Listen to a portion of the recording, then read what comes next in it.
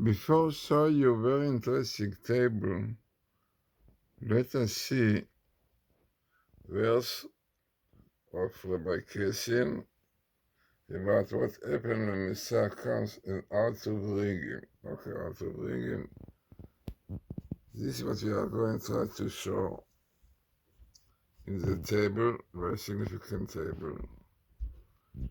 Definitely the verses are very different from Chal and so on, but basically they speak about rectification, Shuvah, prayers, all this which is necessary in order to bring Messiah. So let us hear part of his verse. It's the rule of Egypt, the redemption of Egypt.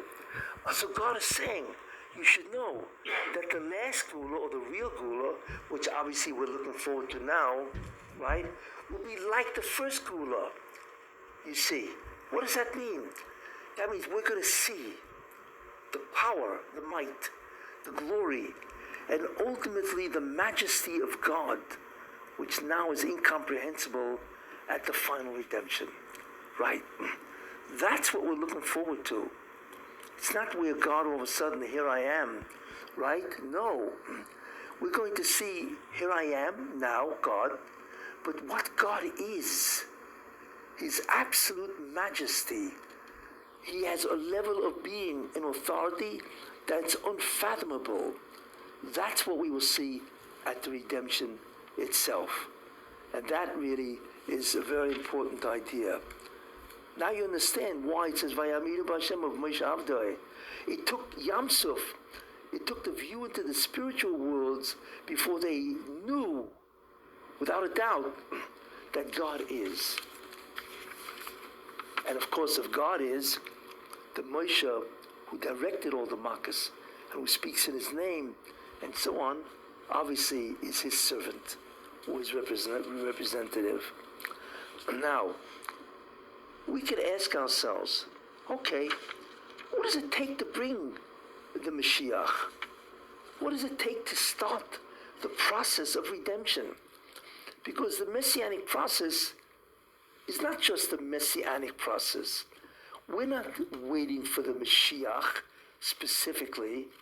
We are waiting for the redemption.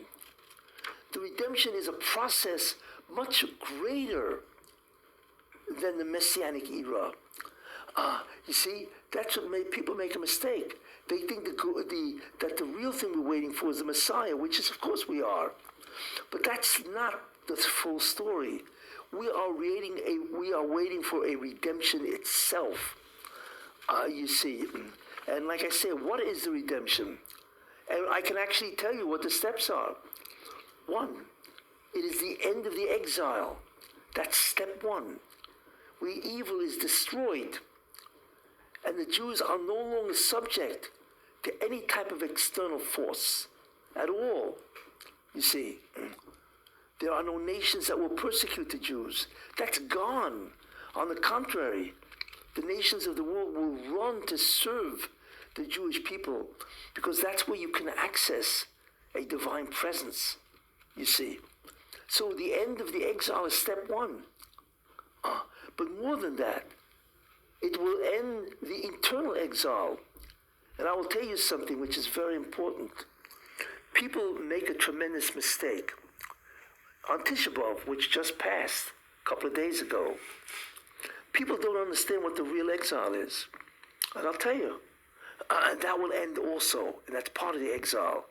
People think, well, the exile is that we are subject, right, to what's called the vicissitudes of the nations of the world, the evil doctrines, the evil plans, what they wish to do to us and what they're doing today. I mean, the spread of anti-Semitism is beyond belief. You see, like it says in Shemona Esrei, right? Hamach shchirasa l'Tzion, who restore his divine presence to Zion, which is the Eretz Israel. And then all the Jews, of course, will go back to Eretz Israel. This is a process. And then when that ends in the year 2040, then that's when the Messianic era ends. Then we go through the spiritual worlds, where I mentioned a long time ago that we transform the world of the physical world into a spiritual world, all four.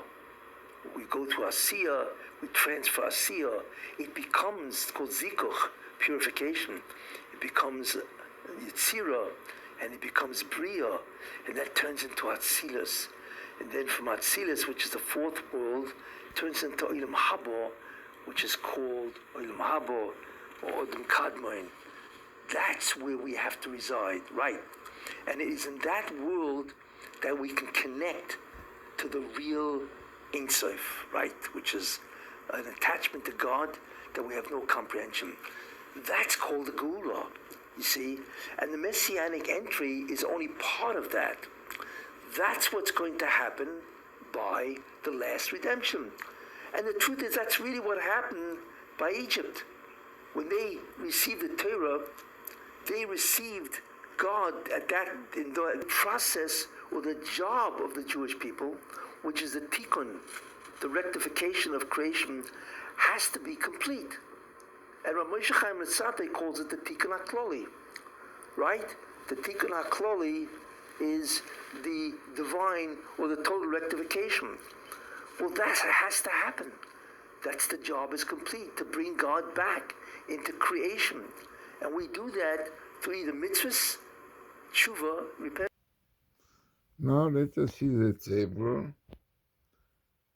which is really built on what Rabbi Kesson said. It means what is a condition, rectification, tikkun, as you have here, the Hebrew word, which will bring a Messiah.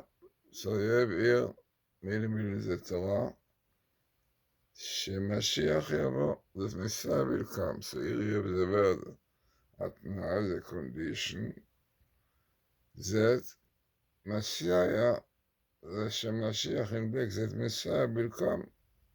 Now the first thing you have down Torah, and on top you have the most important, which you mentioned, והתקדשתם והייתם קדושים, sanctify yourself, be holy, כי אני השם, that I am God. ושמרתם את חוקותיי, should keep all my statutes, my laws, I am God. By the way, it's interesting in black, the skip of Messiah comes here. So what more we have here? So as he said about the rectification of the soul of the neshamot, you have the word neshamayel, the soul in purple, which have to be rectified definitely, and all this by keeping the Torah. Then, what is also, as he mentioned, very important, prayer. Also, he mentions the process of son of Joseph. In a very long lecture I took. I brought you only some pieces, very deep one, the Ramchal, but no doubt that for the coming of the Messiah, that Messiah will come, we have to sanctify ourselves. You have to sanctify our belief in God, that I mean God, to keep all the statutes. And this is really the rectifying of the neshama. You know, the neshama, the soul have to be rectified by Torah, by praying in yellow, in green you have yellow, tefillah, prayer. Interesting, as I said, that you have the son of Joseph coming here, because, as he mentioned, all this is part of the process of Messiah, son of Joseph and son of David, son of Jesse. So very interesting, deep ideas, but still it's important to know it.